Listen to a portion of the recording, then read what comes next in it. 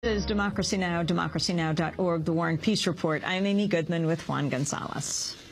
When you follow your friends on Facebook or run a search on Google, what information comes up and what gets left out? That's the subject of a new book by Eli Pariser called The Filter Bubble, What the Internet is Hiding from You. According to Pariser, the Internet is increasingly becoming an echo chamber in which websites tailor information according to the preferences they detect in each viewer.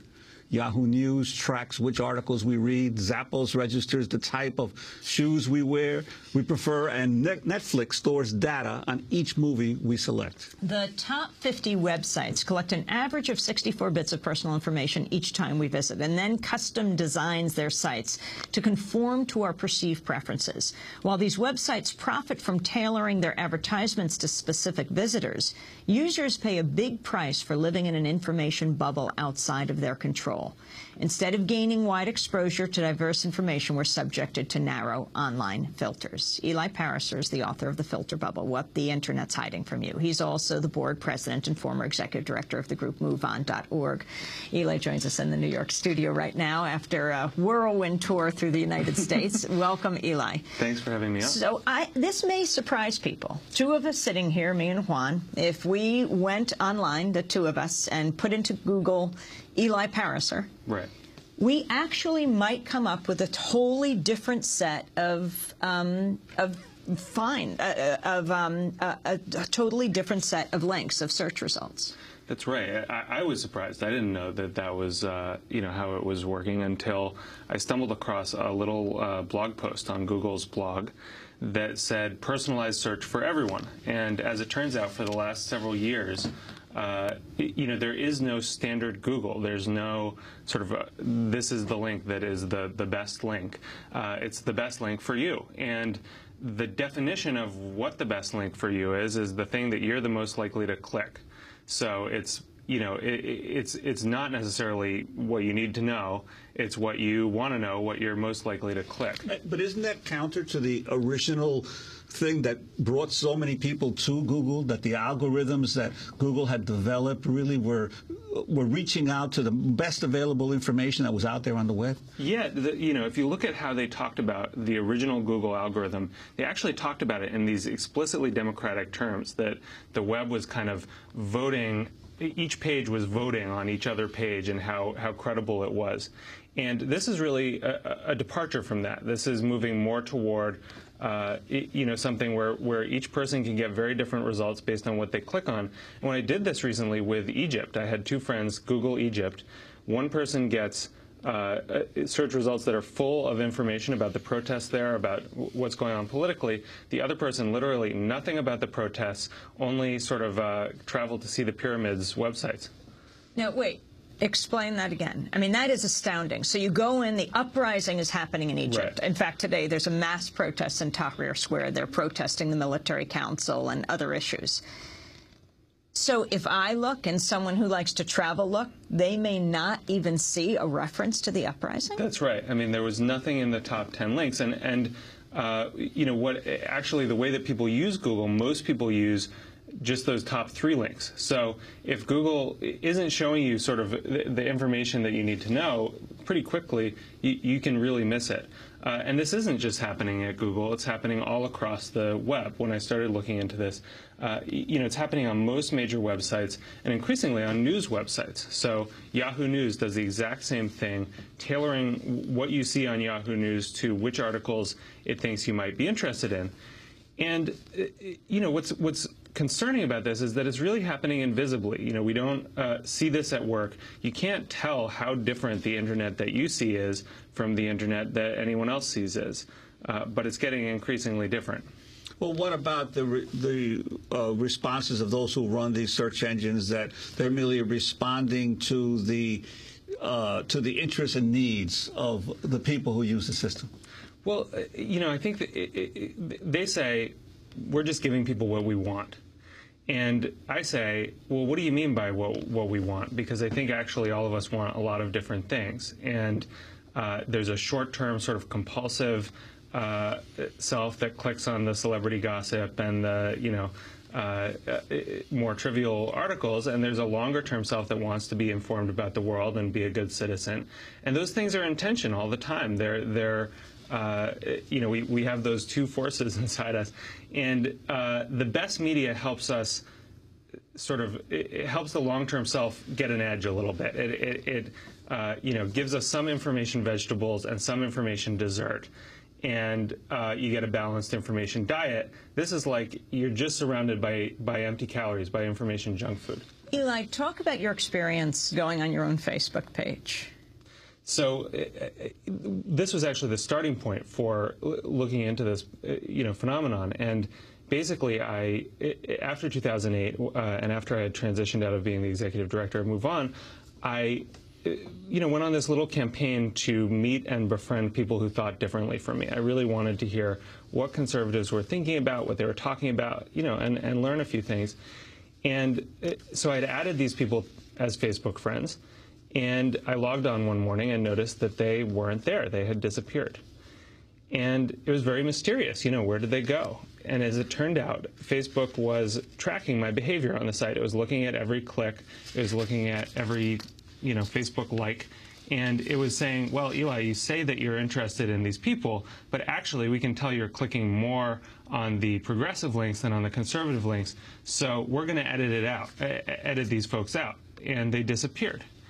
And this gets to some of the danger of this stuff, which is that, Facebook edited out your friends. Yeah, no, I really, I miss them, and your conservative friends. My conservative friends, the friends that that I might, what the play here is there's this thing called confirmation bias, which is basically our tendency to feel good about information that confirms what we already believe.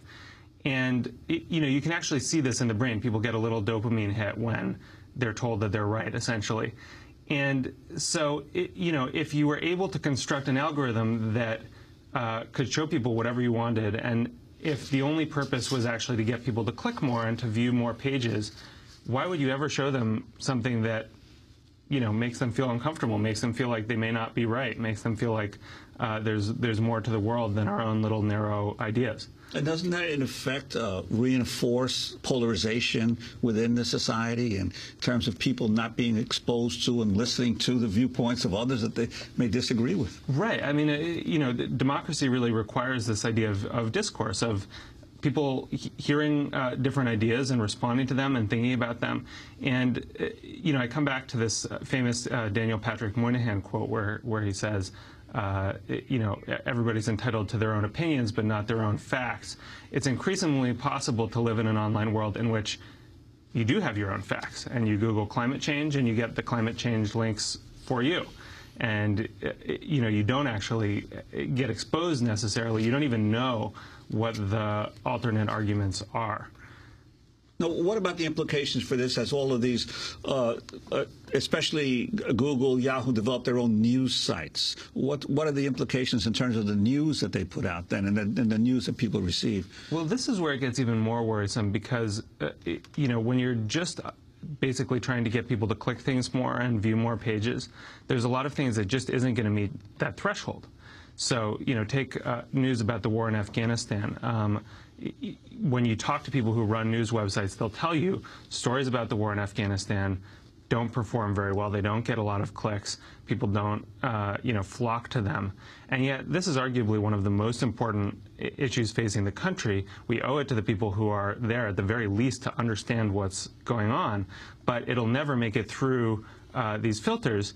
And especially on Facebook, this is a problem because the way that information is transmitted on Facebook is with the like button. And the like button, it has a very particular valence. It's easy to click like on, I just ran a marathon or I baked a really awesome cake. It's very hard to click like on, war in Afghanistan enters its 6th year, or 10th year, sorry. So information that is likable gets transmitted. Information that's not likable falls out. We're talking to Eli Pariser, who's written the book, The Filter Bubble, What the Internet is Hiding from You. Now, Google knows not only what you're asking to search, right? They know where you are. They know the kind of computer you're using. Tell us how much information they're gathering from us. Well, it's really striking. I mean, even if you're logged into Google, then Google obviously has access to all of your email, all of your documents that you've uploaded, a lot of information. But even if you're logged out, an engineer told me that there are 57 signals that Google tracks.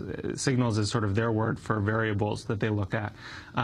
Everything from your computer's IP address, that's basically its address on the internet, what kind of laptop you're using or computer you're using, what kind of software you're using, even things like the font size or how long you're hovering over a particular link.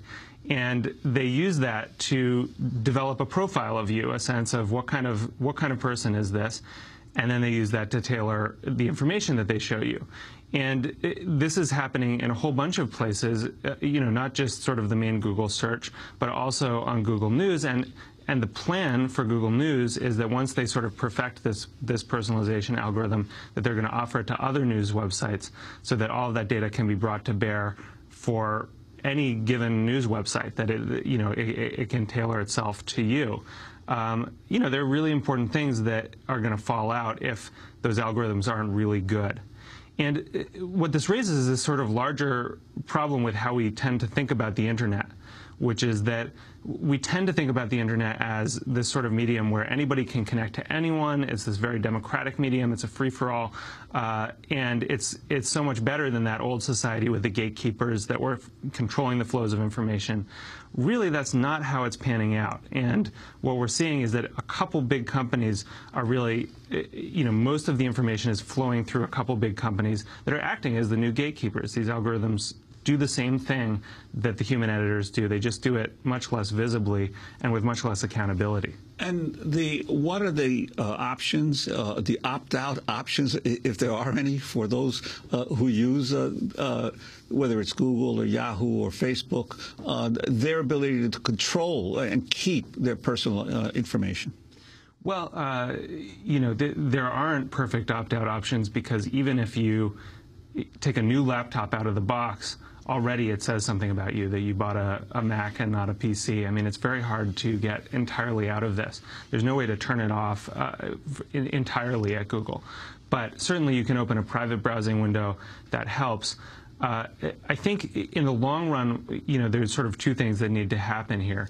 One is, we need ourselves to understand better what's happening, because it's very dangerous when you have these kinds of filters operating and you don't know what they're rolling out that you're not even seeing. That's sort of that's where people make bad decisions, is what Donald Rumsfeld called the unknown unknowns, right? And this creates a lot of unknown unknowns. You don't know how your experience of the world is being edited, but it's also a matter of pushing these companies to sort of, these companies say that they want to be good, don't be evil, is Google's motto. They want to change the world. I think we have to push them to sort of live up to their best values as companies and incorporate into these algorithms more than just this very narrow idea of what, of what is